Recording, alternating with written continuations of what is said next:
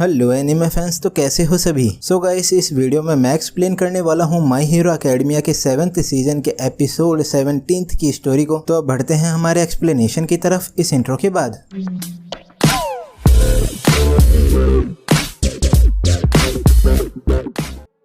तो एपिसोड 17 के स्टार्ट में हमें कुरोगिरी के चले जाने के बाद सेंट्रल हॉस्पिटल दिखाया जाता है, जिसमें डॉक्टर्स इंजर्ड लोगों को हॉस्पिटल में ले जाने का कहते हैं और भले ही वो फ्रेंड हो या एनिमी हो, इससे कोई फर्क नहीं पड़ता है। तभी नर्स कहती है कि बारिश तेज हो रही है, इसीलिए उन्हें जल्दी करनी चाहिए। फिर एक डॉक्टर बोलता है कि वो रुक जाए और उसे मूव नहीं करना चाहिए, और अगर उसके घाव खुल जाएंगे तो ये उसकी लाइफ और डेथ का मैटर हो सकता है। तभी लेडी नगेंट डॉक्टर को चुप रहने का कहती है और वो डॉक्टर को उसे एनिमी की लोकेशन बताने का कहती है। तो डॉक्टर कहता है कि वो उसे ये कहने पर मजबूर ना करे, पर लेडी नगेंट एक जेल ब्रेकर है। देन लेडी नगेंट कहती है कि इजुको मिडोरिया ने उससे पूछा था कि क्या वो हीरोज के साथ फाइट करेगी, और लेडी नगेंट के पास अभी भी एक हीरो का हार्ट है और इजुको ने उससे साथ में फाइट करने का पूछा था। तभी डॉक्टर उसे रोकता है, पर रॉक लॉक डॉक्टर से कहता है कि वो लेडी नगेंट को जाने दे, और रॉक लॉक लेडी नगेंट की रिस्पॉन्सिबिलिटी लेता है। और रॉक लॉक कहता है कि लेडी नगेंट बैटल का स्टेटस इस पर देख सकती है और ये लेडी नगेंट को दिखाएगा कि यूए कहां पर है और एनिमीज की पोजीशंस क्या हैं। तो रॉक लॉक कहता है कि लेडी नगेंट इस ऑल आउट बैटल के एंड में उन्हें इजुको मिडोरिया पर ट्रस्ट रखना होगा, और अगर वो इजुको के लिए एक्ट कर रही है तो वो लेडी नगेंट पर भरोसा करेगा। देन लेडी नगेंट शिगाराकी के हाथ को एक बुलेट से अलग करती है और साथ ही दूसरी बुलेट से वो शिगाराकी के फेस को हिट करती है। तभी लेडी नगेंट के वुंड ओपन हो जाते हैं, पर लेडी नगेंट रुकती नहीं है और एक और बुलेट शूट करने का कहती है, और वो जितने शॉट्स शिगाराकी को हिट कर सकती है उतने हिट करने का कहती है। और लेडी नगेंट ग्रे स्काई को देखती है और लेडी नगेंट सोचती है कि जब वो ब्लैक कलर से रंगी हुई थी और उसे लाइट पर बिल्कुल भरोसा नहीं था, तब इजुको और उसके रिप्लेसमेंट ने उसकी याद करने में मदद करी थी कि वो पहले कैसा फील करती थी, और उसके अलाइव होने का एक रीजन है। और ये बात इजुको मिडोरिया तक पहुंचे। फिर शिगाराकी अपने दूसरे हाथ को जमीन पर रखने जाता है, तभी लेडी नगेंट उसके दूसरे हाथ को भी अपनी बुलेट शूट करके अलग कर देती है। तो इजुको मूव करके ब्लैक विप से शिगाराकी के हाथों को पकड़ लेता है और इजुको शिगाराकी को यूए कॉफिन से बाहर ले जाता है। तभी मिरियो इजुको को देखता है, तो डेकू सोचता है कि क्योंकि शिगाराकी अब अपनी कॉर्क्स को फ्रीली यूज कर सकता है, इसीलिए वो दोनों अब यूए कॉफिन पर फाइट नहीं कर सकते हैं, और डेकू शिगाराकी के साथ ग्राउंड पर फाइट करने का सोचता है। फिर ऑल फॉर वन लेडी नगेंट को डिस्पोजेबल ट्रैश बोलता है, और लेडी नगेंट ने खुद अपने साथी हीरोज को मारा है, और लेडी नगेंट एक विक्टिम की तरह एक्ट कर रही है और वो एक हीरो बनने का प्रेटेंड कर रही है। और लेडी नगेंट एक वीक पर्सन है जो कि उस रास्ते पर चलती है जिसमें ज्यादा मुश्किलें ना हो। तभी टोमोरा ऑल फॉर वन का मुंह बंद कर देता है और कहता है कि ऑल फॉर वन ने सोचा था कि वो लेडी नगेंट के इमोशंस और कनेक्शंस का यूज करेगा, पर ये पैथेटिक है और ऑल फॉर वन को अब अपने हाथ हटा लेने चाहिए। और ऑल फॉर वन यही सोच रहा था जब उसने उसे बड़ा करा था, और ऑल फॉर वन ने टोमोरा के शिमोरा और ऑल माइट से कनेक्शन को हैरेसमेंट की तरह यूज करा था, और ऑल फॉर वन टोमोरा के माइंड और बॉडी को टेक ओवर करने के अपने प्लान पर आगे बढ़ा था, और ऑल फॉर वन ने उसकी हेट को अपने अंदर लेकर वन फॉर ऑल को अपना बनाने की कोशिश करी थी, और वो ऑल फॉर वन के साथ मिक्स होकर उसका एक पार्ट बन गया था। पर क्या मास्टर ये जानता है कि वो इस बात को पसंद नहीं करता था, इसीलिए उसने अपनी कोर को अपने हृदय की गहराइयों में छुपा कर रखा था, और वो इस प्रकार से मूव कर रहा था जिससे ऑल फॉर वन को इसके बारे में पता न चले, और इस कोर ने उसके पीसेस को वापस लाना अंदर से शुरू कर दिया था, और ये वो रास्ता है जिस पर टोमोरा चला है। तो ऑल फॉर वन कुरोगिरी से कहता है कि वो अपनी बॉडी को जैसे चाहता है वैसे मूव नहीं कर पा रहा है, इसीलिए कुरोगिरी उसे ऑल फॉर वन की मेन बॉडी के पास वार्प कर दे। देन कुरोगिरी शिगाराकी को बचाने का कहता है, पर शिराकुमा अपने फ्रेंड्स को बचाने का कहता है। तभी टोमोरा ऑल फॉर वन से कहता है कि उसे वन फॉर ऑल नहीं चाहिए और वो ऑल फॉर वन का पॉन नहीं बनेगा, और ऑल फॉर वन को लगता है कि वो सब कुछ कंट्रोल कर सकता है और दूसरे लोगों की तरह उसका हार्ट लगातार बदलता नहीं रहता है, और जो भी इस वर्ल्ड में उसे दिखता है वो उस घर के होने का रीजन है, और वो सिर्फ एक चीज ही चाहता है। तो शिगाराकी कहता है कि वो उस घर से जुड़ी सभी चीजों के लिए डिस्ट्रक्शन चाहता है और सिर्फ यही एक चीज उसे बचा सकती है। फिर जेंटल डेकू को देखता है, तभी बिजनेस कोर्स स्टूडेंट फुटो वहां पर फाइट की रिकॉर्डिंग कर रहा होता है। तो डेको कहता है कि वो शिगाराकी को ऐसा नहीं करने देगा, पर वो ऐसा प्रिटेंड भी नहीं कर सकता है कि उसने शिगाराकी को रोते हुए नहीं देखा था। उसके बाद जेंटल सोचता है कि अब उसकी इलास्टिसिटी इस वजन को नहीं उठा सकती है और ये ला ब्रावा के लव की गलती नहीं है, पर ये उसकी खुद की लिमिट है। तभी ला ब्रावा जेंटल को कुछ मूवमेंट्स के लिए इसे हेल्ड करने का कहती है और वो जल्दी ही लेविटेशन प्रोग्राम को भेजने वाली है। तो जेंटल सोचता है कि इजुकू उसके बहुत दूर से चला गया था और वो यहाँ से इजुकू को ठीक से नहीं देख पाया था, पर वो प्रीटी श्योर है कि वो लड़का इजुकू ही था। और अगर इजुकू इस जगह से चला गया है, इसका मतलब कि इजुकू ने यूए को जेंटल पर इंटरेस्ट करा है। पर जेंटल फिर सोचता है कि नहीं, इजुकू को तो पता नहीं होगा कि वो यहाँ पर है और यहाँ पर कोई कैमरास और देखने वाले लोग भी नहीं हैं, और भले ही यहाँ पर वो कुछ भी करे उसका उसे क्रिटिसिज्म और तारीफ नहीं मिलेगी और इससे वो सिर्फ अपने हार्ट में जीने की खुशी अनुभव कर पाएगा। देन जेंटल देखता है कि फूटो और रोनाल्डो अपने फोन से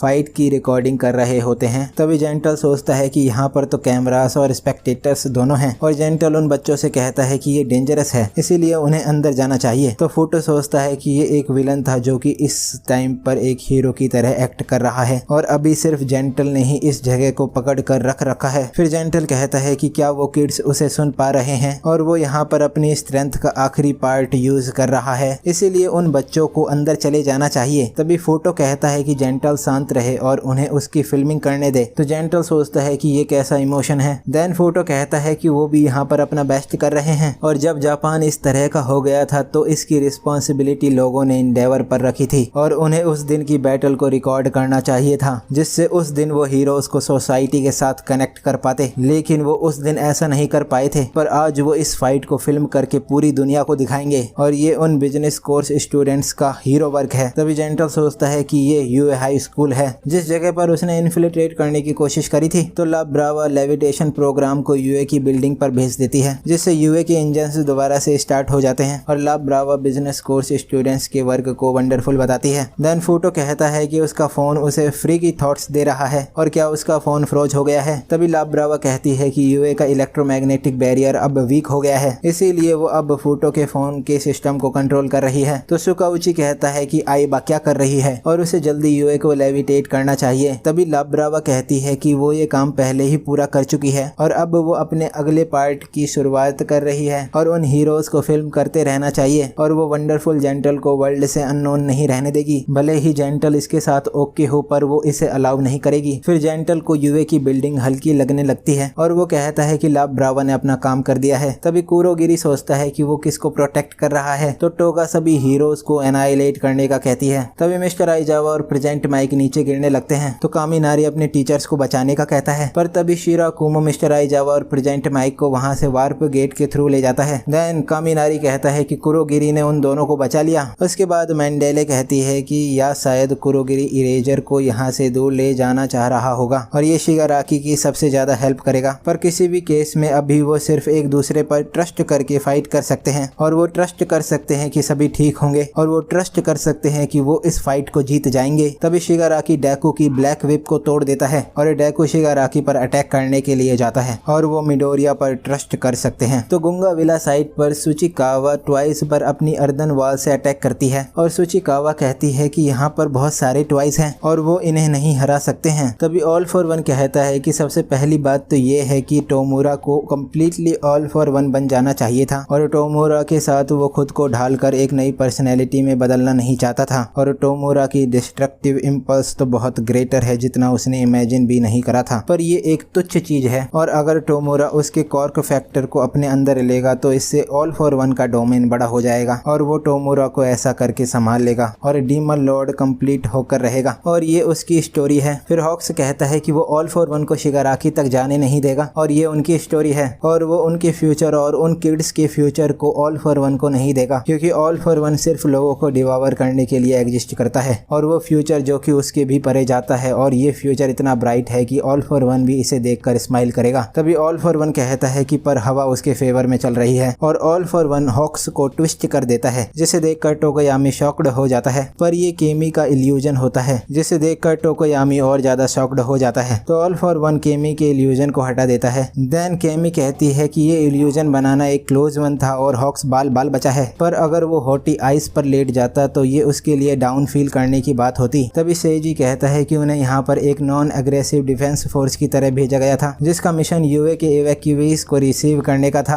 पर अभी तक यूए के इवैक्यूईज आए नहीं हैं। फिर उन्होंने बढ़ते हुए डेंजर को डिटेक्ट करा था, इसीलिए उन्होंने लिबर्टी लेकर शिकेत्सु हाई स्कूल के हीरो कोर्स स्टूडेंट्स को इकट्ठा करा था और अब वो यहाँ पर हेल्प करने आए हैं। तो इनाशा कहता है कि हवा अपने आप नहीं चलती है और वो हवा को फ्लो करवाता है। देन कैमी कहती है कि क्या ये ऑल फॉर वन है और अब ऑल फॉर वन का फेस वापस कैसे आ गया है। तभी शेइजी ऑल फॉर वन को किल करके अपने फादर का बदला लेने का कहता है। तो इनाशा कहता है कि वो अपने आप को हेट्रेड में नहीं डूबने देगा, क्योंकि ऑल फॉर वन प्रिसाइसली यही चाहता है। फिर शेइजी कहता है कि जो उसके फादर ने एक प्रिजन गार्ड बनकर प्रोटेक्ट करा था, उसे ही अब वो प्रोटेक्ट करेगा। तभी नागामाशा कहता है कि बाकी सभी स्टूडेंट्स अब यहाँ पर हैं और लगता है कि शिगाराकी और डेकू ने यूए को छोड़ दिया है और अब बाहर केओस है, इसीलिए उन्हें वो करना होगा जो भी वो विलन्स को रोकने के लिए कर सकते हैं। तो सुचिकावा कहती है कि देर होने से पहले उन्हें टोगा के मूवमेंट्स को सील करना होगा और ऐसा वो लॉन्ग डिस्टेंस अटैक्स का यूज करके करेंगे और जो कुछ भी उनके पास है उसे वो ऑल फॉर वन पर फेंकें। तभी ऑल फॉर वन एक डबल को पकड़ता है। फिर शुकाउची पूछता है कि क्या हॉक्स ठीक है। तभी हॉक्स बैकअप की टाइमिंग को अच्छा बताता है और उन्होंने उसकी लाइफ बचाई है। तो शुकाउची कहता है कि शिकेत्सु हाई के स्टूडेंट्स उनके रिक्वेस्ट करने से पहले ही हॉक्स की तरफ जा रहे थे और उन्होंने सुना है कि ऑल फॉर वन की बॉडी वापस आ गई है, पर ऑल फॉर वन को गुंगा विला में रोक कर रखने से ये बात डिसाइड होगी कि वो इस बैटल को जीतेंगे या हारेंगे। इसीलिए हॉक्स और अदर्स को कुछ भी करके ऑल फॉर वन को रोकना चाहिए। Then all for one double को क्रश करके बोलता है कि वो किसी की भी रियल बॉडी को टच करके उसकी कॉर्क को चुरा सकता है और उसे लगा था कि हीरोज इस बात को ध्यान में रखकर ऑल फॉर वन पर बहुत ज्यादा हीरोज के साथ अटैक नहीं कर रहे थे, पर अब उसे लगता है कि हीरोज कोई भी रिस्क लेकर ऑल फॉर वन को रोकना चाहते हैं। तभी ऑल फॉर वन अपनी कॉर्क्स यूज करता है। तो हॉक्स सोचता है कि ऑल फॉर वन अब एक साथ और ज्यादा कॉर्क्स यूज कर सकता है। तभी हीरोज शील्ड बनाकर ऑल फॉर वन के अटैक से बचते हैं और शिशिडो कहता है कि जो हीरोज अभी भी खड़े हैं उन्हें अपना गार्ड डाउन नहीं होने देना चाहिए और जिनके पास आर्मर है वो आगे खड़े रहें। और हीरोज कहते हैं कि ऑल फॉर वन रुक जाएगा और उन्हें अटैक करते रहना चाहिए। तो ऑल फॉर वन कहता है कि वो पहले इस बैटल में इतनी दूर आ चुके हैं और क्या अब भी हीरोज को लगता है कि वो इस बैटल को जीत पाएंगे और बिना उस आदमी के जो कि ऑल फॉर वन तक पहुंच सकता है हीरोज कोई बहादुरी नहीं दिखा पाएंगे, क्योंकि वो लोग नहीं जानते हैं कि ऑल फॉर वन अपनी गोल्डन एज में कैसा था और उनकी जनरेशन ऑल माइट के राइज से पहले के समय के बारे में नहीं जानती है और उनकी जनरेशन ऑल माइट के सीन में आने के बाद पैदा हुई थी और उस एरा में इनपेनेट्रेबल डार्कनेस के बीच में सभी किसी के होने की वजह से डरे हुए थे और वो गोल्डन डार्कनेस सस्पिशन और रिजेंटमेंट और एक्सप्लॉयटेशन और डिस्क्रिमिनेशन से कवर्ड थी। तो यो आराशी कहता है कि वो इस बारे में जानता है, पर वो ऑल फॉर वन के बारे में नहीं जानता है और उन्होंने इस बारे में कॉन्टेम्परेरी हिस्ट्री में पढ़ा था और उसने अपने दोस्त टोडोरोकी और उसके फादर इंडेवर को देखा है और उसने उन्हें सपोर्ट करने का डिसाइड करा था और वो उत्साही इमोशन उसके डर को जीत रहा है। तभी बाकी हीरोज अपने अटैक्स को यो आराशी की विंड के साथ ऑल फॉर वन की तरफ भेजते हैं। तो ऑल फॉर वन सोचता है कि क्या उसे इस हवा की जेल पर अटैक करके कॉर्क्स चुराना शुरू कर देना चाहिए। फिर ऑल फॉर वन अपनी कॉर्क के अटैक को और ज्यादा स्ट्रॉन्ग कर देता है। तभी बाकी हीरोज इनासा से कहते हैं कि उसे अपनी ग्रिप ढीली नहीं करनी चाहिए और उसे अपनी विंड से टोगा को उड़ाते रहना चाहिए। तो इनाशा कहता है कि उसकी कॉर्क और ज्यादा स्ट्रॉन्ग हो जाती है जब बाहर तेज हवा चल रही होती है और इनाशा ऑल फॉर वन से कहता है कि वो ऑल फॉर वन की ओल्ड ग्लोरीज नहीं सुनना चाहता है और वो जिन लोगों को चेयर कर रहा है वो उनका फ्यूचर देखना चाहता है। तभी हॉक्स इंडेवर के बारे में सोचता है और पास्ट में हॉक्स प्रोग्रेस देखता है और कहता है कि ऑल फॉर वन ही वो पावर का क्रिस्टलाइजेशन है जो कि लोगों के हार्ट्स को साथ में लाता है और ये सिर्फ वन फॉर ऑल ही नहीं कर सकती है, पर वो भी ये कर सकते हैं सभी के साथ खुद को कनेक्ट करके। तो ऑल फॉर वन सोचता है कि वो इन आंखों को पसंद नहीं करता है और ये आंखें उसकी तरफ नहीं देख रही हैं और इन आंखों ने अभी तक अपनी लाइट को खोया नहीं है, पर नहीं उसे लगता है कि इन आंखों से लाइट जा चुकी है और ये इस तरह से है जैसे आग में फ्यूल डालकर लाइट को जलाकर रखा जाता है। लेकिन हॉक्स अभी भी अपनी कॉर्क चोरी होने के डर से उसके ज्यादा नजदीक नहीं आएगा। फिर ऑल फॉर वन कहता है कि अब बहुत हुआ और वो सभी हीरोज अब नहीं बचेंगे। तभी ऑल फॉर वन के पीछे ब्लैक शैडो होता है। तो ऑल फॉर वन कहता है कि वो इस फीलिंग को जानता है, तो ये इस तरह से है। तभी डार्क शैडो बोलता है कि डार्कनेस में भी कई प्रकार की डार्कनेसेस होती हैं और टोकोयामी कहता है कि ऑल फॉर वन को डार्कनेस की बात नहीं करनी चाहिए और अगर ऑल फॉर वन उस लगी डार्कनेस की बात कर रहा है जिससे ऑल फॉर वन बाहर आया है तो उसने और डार्क शैडो ने मिलकर उस डार्कनेस को डिवावर कर लिया है। और टोकोयामी कहता है कि ऑल फॉर वन के सडन अटैक्स से जो